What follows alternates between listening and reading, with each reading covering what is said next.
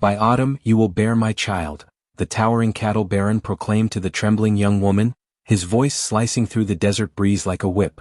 The obese black girl had weathered years of vicious whispers in Sagebrush Gulch, branded unmarriageable, fated for a life of kitchen drudgery until her final days. Yet this imposing widower, whose fortune earned reverence across 4 counties, had picked her over every eligible woman in town. His late wife's name lingered on his tongue, and a peculiar glint of recognition sparked in his eyes when he gazed at her. The town observed with grim curiosity as 2 outcasts, she shunned for her looks and he, shadowed by enigmatic sorrow, forged a bond that threatened to unearth secrets buried deeper than any tomb. But someone from their shared past was watching, biding their time. Could the girl endure the truth behind his urgent proposal, or would the summer sun herald her ruin? Lila B. Jackson scrubbed the floors of the boarding house while murmurs trailed her every step. The women of Sagebrush Gulch spoke in low tones about the large black girl destined to remain unwed. Beatrice Caldwell stood in the kitchen doorway, her eyes smoldering with something sharper than disdain. "Hurry up, girl, these floors won't clean themselves," Beatrice snapped, her voice laced with a venom that felt deeply personal. She always watched Lila with a peculiar intensity, as if probing for something concealed beneath her surface. The morning sun threw long shadows across the wooden floorboards as Lila worked, her knees throbbing from hours of scrubbing. She'd learned long ago that complaints only invited harsher treatment. The boarding house was the town's hub, and to most visitors, Lila was no more than a fixture. 3 cowpokes sat at a corner table, haggling over livestock prices. Lila listened intently while feigning focus on her task. Knowledge was her only asset, gathered in fleeting moments between chores and scorn. "That western range needs rotating," one man said. "Grass won't hold through summer otherwise." Lila tucked the tidbit away with countless others she'd collected over time. Her sharp memory was both a blessing and a burden, storing every insult alongside useful scraps. Beatrice appeared beside her with a sudden quiet that made Lila flinch. "Think you're sly, don't you? Eavesdropping on talk that's none of your business."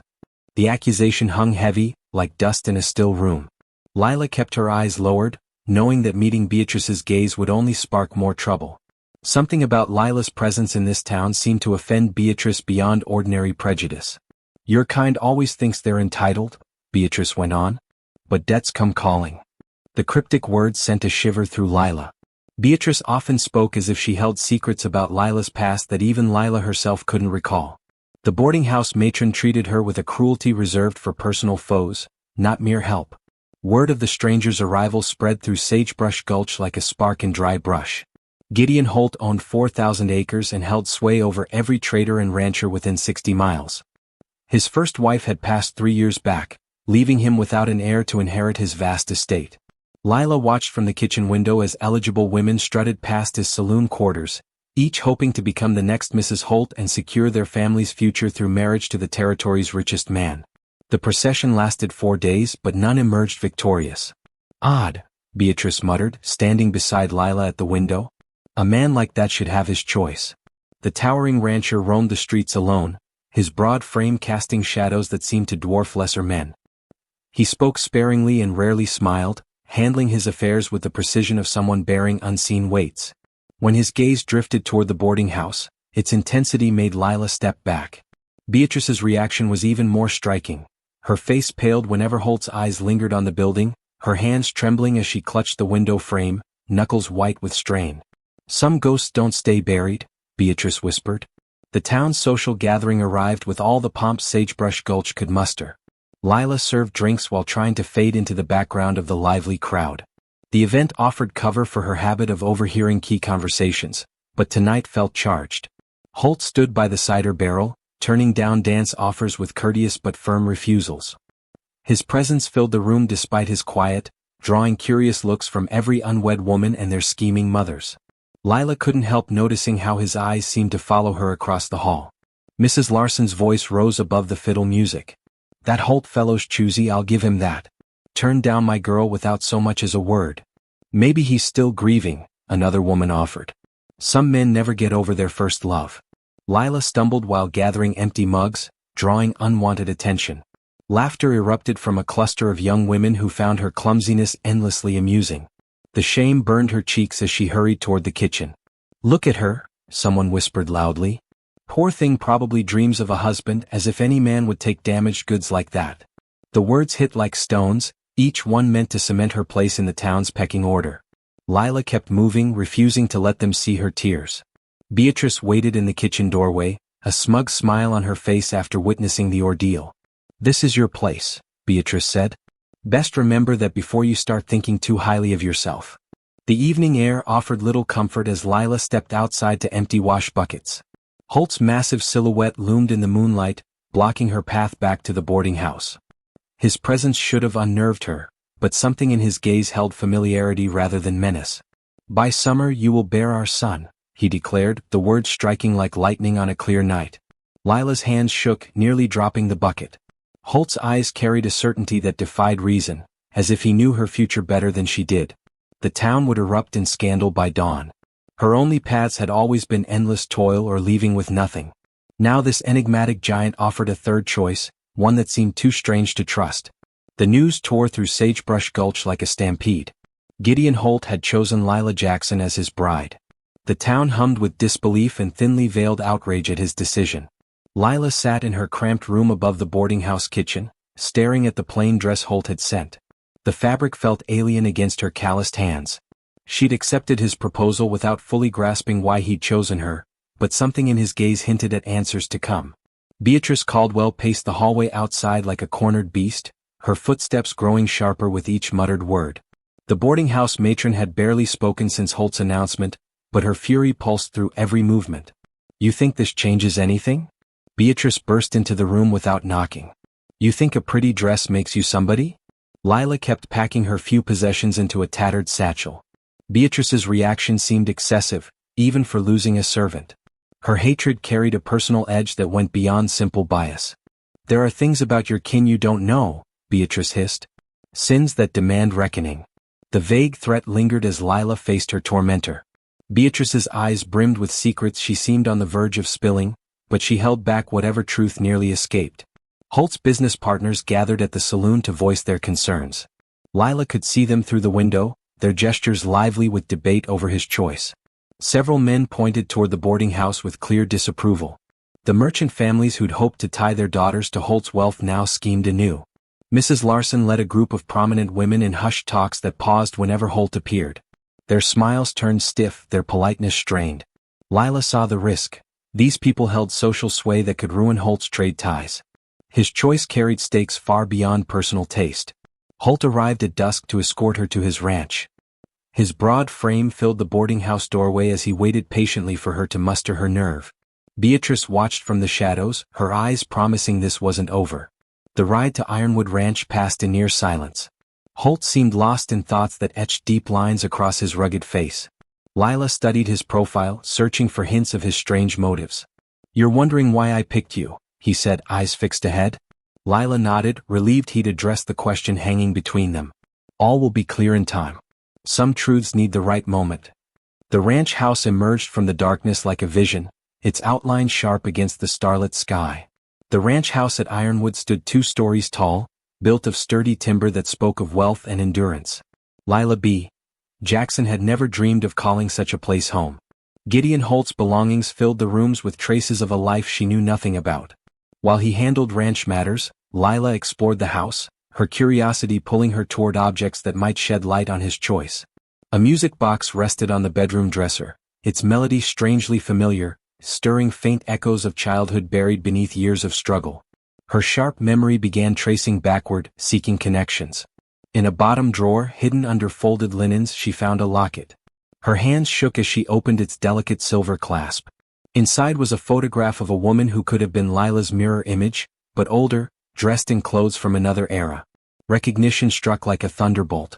The face belonged to memories of her earliest years, fragments of a sister lost when Lila was too young to fully grasp the pain.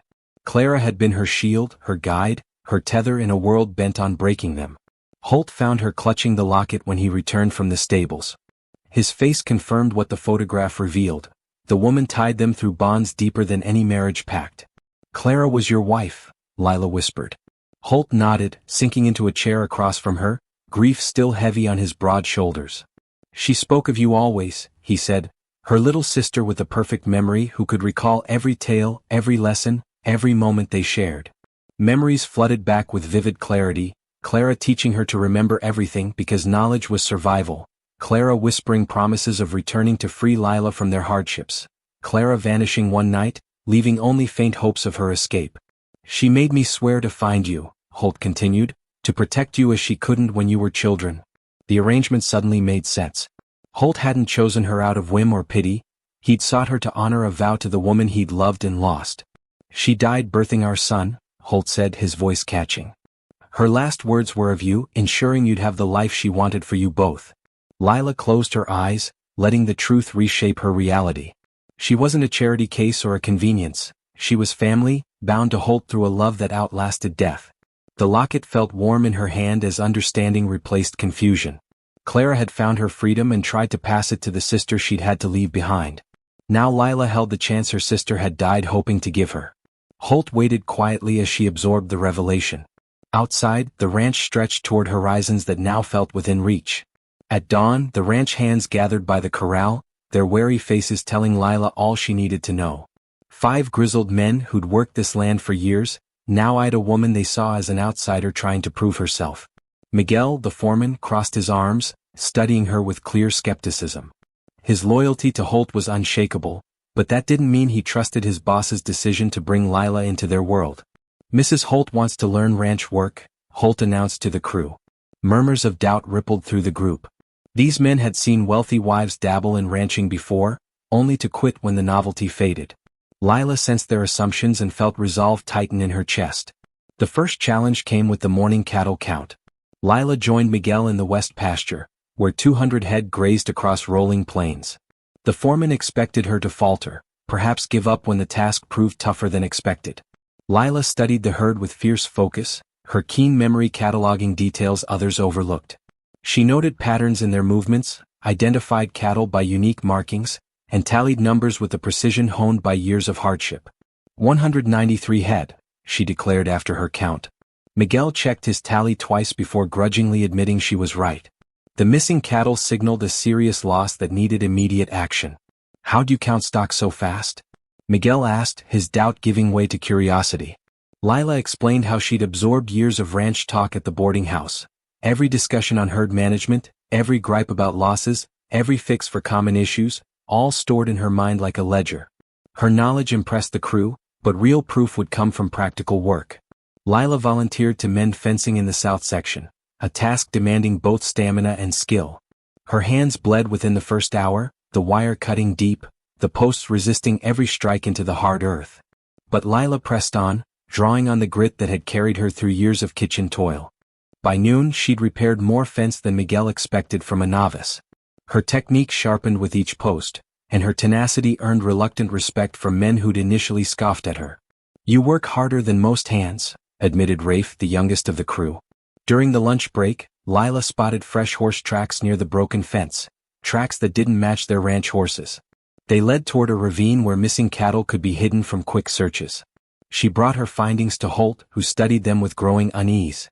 Organ Padres, he said. This kind of theft takes planning and local know-how, enemies not just drifters. Lila's analytical mind began piecing together the puzzle. The thefts aligned with specific events, suggesting someone with inside knowledge of ranch operations. Strange incidents piled up that week.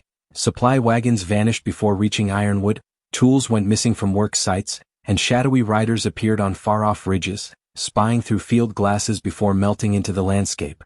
The crew's initial wariness toward Lila shifted to protective concern as the threats grew. These men now saw her as part of their extended family, and attacks on the ranch hit them personally. Lila found Clara's diary tucked in a trunk under winter blankets. The worn leather journal held her sister's thoughts from her final months, including fears that someone from their past might uncover her new life. Clara wrote of growing dread about being watched, describing nightmares of returning to captivity and worries that her happiness was too fragile to endure. Her handwriting grew frantic, warning that someone knew her true identity. The past won't stay buried no matter how far we run, Clara had written. Holt found Lila reading the diary by lamplight, tears streaming as she absorbed her sister's final fears. He sat beside her in silence, offering quiet support as she grappled with the painful truths. She was terrified of being found, Lila whispered, but she never told you why. Holt admitted Clara had guarded secrets about her past, claiming they were too dangerous to share. He'd respected her silence, never pressing for details that caused her pain. The diary held clues about their shared childhood that Lila's memory began linking to current events. Mentions of the widow's vengeance and family debts suggested their troubles were no random misfortune but targeted persecution. Lila realized the ranch attacks had started soon after her arrival, as if her presence had awakened someone's long-dormant grudge. The timing was too precise to be chance, especially when paired with Clara's fears of discovery. "Whoever hunted Clara is now after me," Lila B. Jackson concluded. "They traced the thread from her to you to me." Gideon Holt's face hardened as the weight of her words sank in. His wife's death might not have been the natural tragedy he'd believed. Someone with intimate knowledge of their family's past was systematically dismantling everything Clara had built. The crew heightened their vigilance as evidence piled up, pointing to organized enemies rather than petty thieves. Lila's integration into ranch operations had proven her worth, but the growing threats now jeopardized everything they were working to achieve. She pored over Clara's diary into the late hours, hunting for clues to unmask their tormentor before the attacks escalated from property damage to direct violence against those she'd come to care for. The assaults grew sharper, executed with chilling precision. Fences were cut in patterns that funneled cattle toward remote canyons where rustlers lay in wait.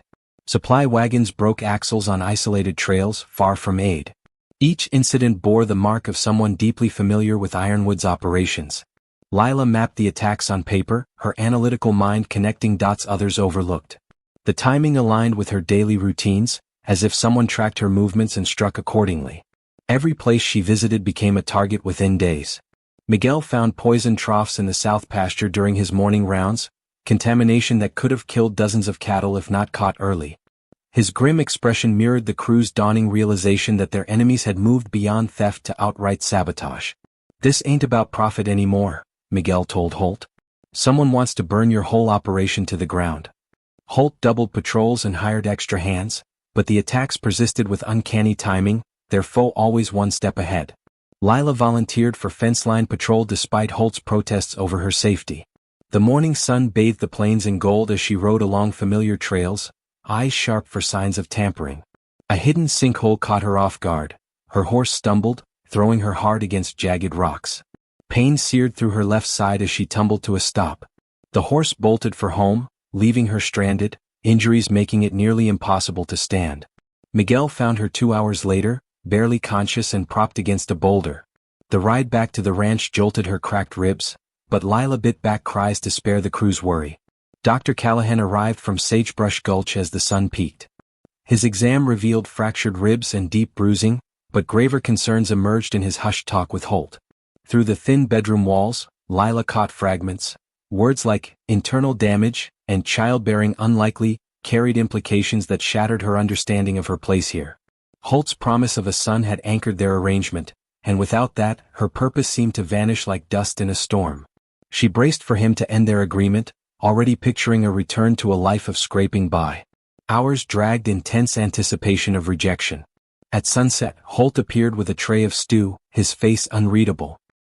He settled into the bedside chair with careful movements, signaling a longer talk. "Dr. Callahan explained your condition," he began softly. Lila steeled herself for dismissal, mentally mapping a path back to nowhere. "This changes nothing between us," he said. "Our bond isn't just about heirs." The words stunned her. She'd expected rejection, not acceptance despite her perceived failure. "Clara showed me family goes beyond blood," Holt continued. "Love builds ties stronger than duty." Relief washed over Lila like rain on parched earth, dissolving fears of abandonment and replacing them with gratitude for a belonging she'd never known. Holt's commitment reached beyond practicality, touching something like true care. During her recovery, Lila studied Clara's diary with fierce focus. Her sister's fears of discovery grew more relevant as attacks veered into personal vendetta. References to the widow's wrath, threaded through Clara's final entries, pointing to a female enemy and narrowing suspects. Clara had dreaded a woman's vengeance above random crime. Lila's sharp memory began linking childhood fragments to diary clues. Images of a cold-eyed white woman surfaced, someone who'd watched Lila and Clara with visceral hatred in their earliest years. This woman had punished them with a cruelty that felt personal, as if their existence insulted her sense of order. Beatrice Caldwell's behavior clicked into place. The boarding house matron's venom, her cryptic jabs about family sins, her agitation at Holt's arrival, all pointed to a history deeper than prejudice. Lila realized Beatrice had known her identity from the moment she arrived in Sagebrush Gulch. Years of targeted cruelty were punishment for crimes Lila didn't understand but had inherited through her sister. The ranch attacks, timed with Lila's presence, marked Beatrice as the mastermind. She'd followed the trail from Clara to Holt to Lila, seeking vengeance that spanned decades and crossed territories. Holt listened, his alarm growing as Lila laid out her theory. The evidence wove a clear pattern, tying Clara's fears to their current plight through one source of relentless hatred. "Beatrice Caldwell's been stalking our family for years," Lila said. "She won't stop until she destroys Clara's legacy and punishes me for whatever wrongs she thinks we've done."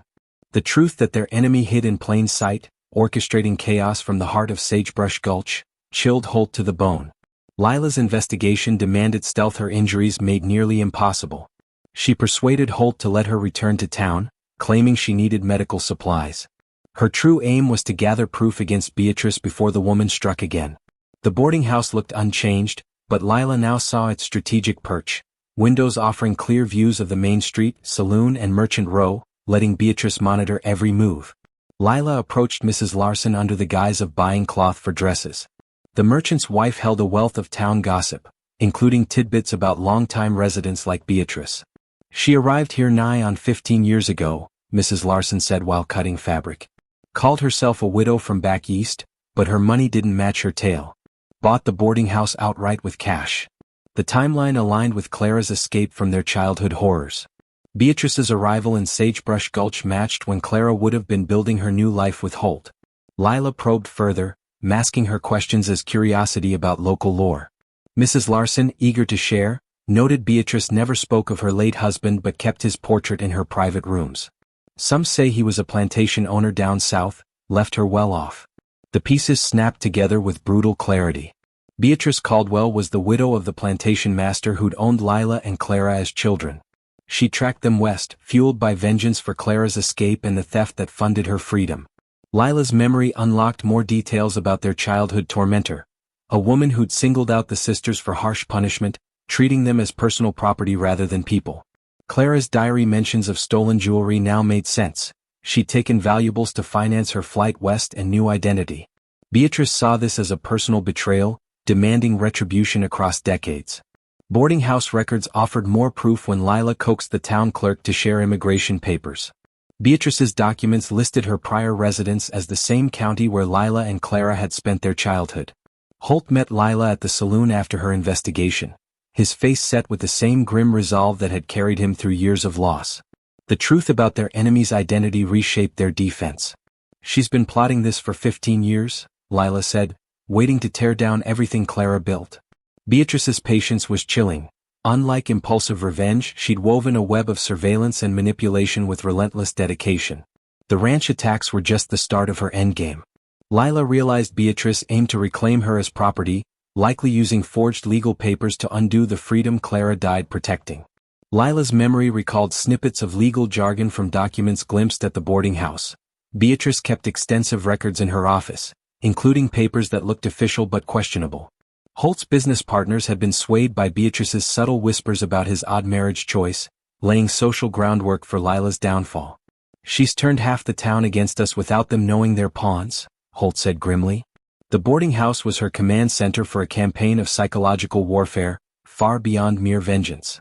Beatrice had studied her targets, exploiting every weakness with precision. Guest logs showed visits from rough men, hinting at hired muscle for tasks beyond her reach. The stolen jewelry Clara took remained Beatrice's obsession. Clara's diary described hiding it under the cedar tree behind the ranch house, a secret emergency fund for another escape. The jewelry's hiding place remained a secret known only to Clara and now to Lila B. Jackson through her sister's written words. Beatrice Caldwell's true scheme came into sharp focus as Lila pieced together the final clues. The woman planned to present forged documents claiming Lila as stolen property, using pre-Civil War ownership papers she'd argue still held weight despite the changed world. Holt's initial prophecy about a summer birth took on a darker meaning. Beatrice aimed to strike when Lila would be at her most vulnerable, springing a trap meticulously built over years. Holt listened to Lila's analysis, his anger rising at the depth of Beatrice's deceit. The woman had fueled a lifetime of suffering over crimes that existed only in her warped sense of justice and ownership. She wants to drag you back into chains, Holt said grimly. Everything we've built is just bait for her real plan. Lila felt the weight of Beatrice's 15-year vendetta pressing down, a web threatening to unravel all she'd come to cherish. The time for sleuthing was over, Beatrice's true nature was exposed, and her next move promised to escalate beyond sabotage into a direct assault that would decide whether Lila stayed free or fell back into the nightmare Clara had died to escape. Beatrice Caldwell rolled up to Ironwood Ranch with a posse that included the territorial judge and 2 armed deputies. Her wagon stirred dust clouds that signaled her approach long before she reached the main house. Lila watched from the window as her childhood tormentor finally laid her cards bare. The forged documents looked convincing enough to pass a quick glance. Beatrice had spent years crafting papers claiming ownership over Lila under old plantation laws. The seals seemed real, the signatures clever fakes that might have worked against a less prepared foe. These papers prove my rightful claim, Beatrice declared to the crowd gathered for the spectacle. This property was stolen from my late husband's estate 15 years ago. Lila stepped onto the porch with Holt at her side, facing the woman who'd orchestrated a lifetime of pain through patient scheming. The moment called for a courage Lila had built unknowingly through years of endurance. The town had come to see justice done, unaware they were witnessing the climax of a decades-long revenge plot. Mrs. Larson stood with arms crossed, now realizing why Beatrice had pried so much about Holt's marriage. Judge Callahan studied Beatrice's documents with care as Lila readied her defense. Her years of secretly studying legal texts at the boarding house had armed her for this, though she'd never imagined using the knowledge to secure her own freedom. These papers seem legitimate, the judge said, prompting nods from Beatrice's allies in the crowd. Lila stepped forward, clutching Clara's diary, her sharp memory having catalogued every flaw in Beatrice's forgeries and her self-taught grasp of territorial law providing the tools to fight back. Your Honor, I request a closer look at these documents, Lila said with a steady authority that startled the crowd. Beatrice's smug expression wavered as Lila approached the judge's table. The widow had expected compliance, not a legal challenge from someone she saw as mere property. Lila pointed to the first flaw with calm precision, her voice betraying none of her inner nerves. These papers cite Alabama territorial law, but the dates predate Alabama's statehood by years. The judge's brow furrowed as he confirmed her point. The legal framework Beatrice referenced didn't exist when the documents were supposedly drafted, exposing the forgery's historical impossibility. Moreover, Lila pressed, the witness signatures include men listed in territorial records as deceased before the alleged signing date.